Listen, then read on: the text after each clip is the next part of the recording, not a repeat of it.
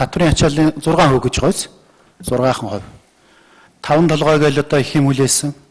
Одоо үндсэндээ бол цаана монголчууд мэдж байгаа юм байхгүй. Яттай нэг компани дундуур нь орж ирэл танахаас угаасны үрс авахгүй зөвхөн түүхийгээр нь авна гээл манай амдараас $27 аваад угаагаад цаашаа $70 болгоол. Тэг нэг угаах үйлдвэр байгуулсан тэрийг нь 30% та тэр 70% нь манай 5-7 үрс тэнд угаалгаж болдгоо.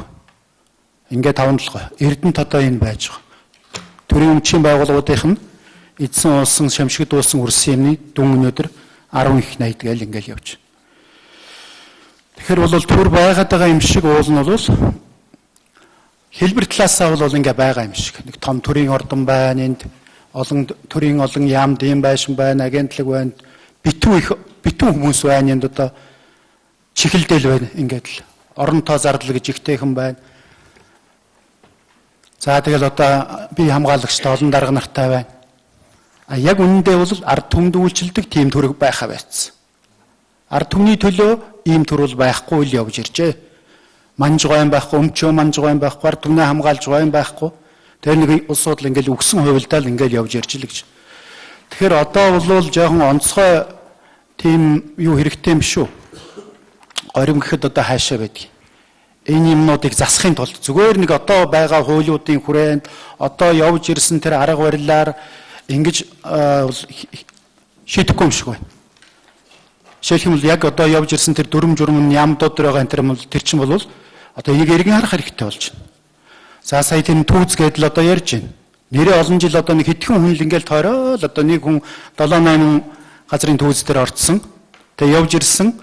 Тэгээ яг үр дүн нь бол яг ийм байгаад байдаг. Тэгэхээр энэ манаас одоо болж хамаагүй юм уу? Энэ улсын өмчийн төрийн өмчийн байгууллагуудыг удирдах улсууд гэдгийг чинь одоо хүртэл явж ирсэн тэр томилгооны системээр бас болохгүй болж байгаа шиг байна. За энийг 50, энийг 50, энийг 50 гэдэг тэр гишүүн тэгээд байна. Энийг 50 гэж тэр дарга ингэсэн гэж жаад ингээд нэг 50-даг энэ тогтолцоо бол одоо болохгүй болсон байна. Тийм учраас энийг одоо авч явах хүн гэхтэл одоо нэлээд өөр байдлаар гаргаж ирэх хэрэгтэй байх шиг байна.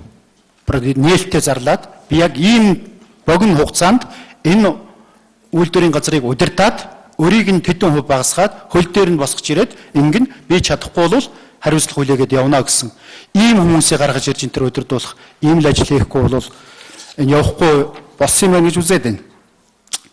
За хоёрдугаарт нь тэр ажлын энэ шалгалтыг бол үргэлжлүүлэх хэрэгтэй. Сая бол 7 хоногийн дотор хийсэн бүх юм руу орж чадсангүй гэж тэр үнэн бах.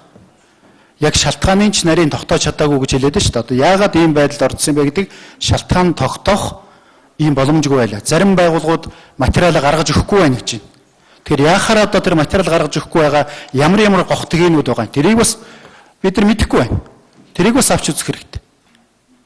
Энэ шалгалтаа бол энийг дуусгах хэрэгтэй гэж бодож байна. Тэгээ хариуцлага тооцох юм ярихгүй бол яг тэгж гад нэг хууль хяналтын байгууллага энийг биднийгээд ингээд дундаа хийх юм бол ахаал яг энэ байдал бол цаашаа 4 жил үргэлжлэнэ. Тэр одоо гарч ирсэн засгийн газрын хувьд бол жоохон их л шийдэмгэл шуурхай, дайчин, хурдтай л ажилламаар байна да. Тэр юм дутаал энэ. Одоо нөгөө Эрдэнэтийн талаар ажлын хэсэг гаргана гэсэн одоо ярьж буу юм болж нэг ажлын хэсэг гаргахаар болсон. Бүлгийн хурал дээр хэд хэдэн удаа бүр ярьж янз янзын хэлбэрээр тэг гаргана гэсэн одоо хүртэл гаргаагүй л шүү дээ. Яагаад гарахгүй байгаад байгаа юм? Буцаад байнгын орон дээрээс ажлын хэсэг гаргах чи юм шиг юмэрээ явчлаа. Уул нь бол энэ чинь намын төлөөллөгийг оруулаад тэгээд их хурлын даргын захирамжаар гаргая гэж л уг нь яг тэгж ойлгоол түрүүчийн удаа хууль зүйн байнгын орны хурал дууссан гэж бодож байгаа. Тэгсэн чинь бас л тэрийгээ сайн ойлголцоогүй юм шиг л болоод ингээл нэг тийм нэг сонин яваад ах. Нэг одоо нэг л цаг хожих гол байгаа юм шиг одоо тэгэл ингэсээр хагаад ёолк руу дөхүүлэх гээд байгаа юм уу?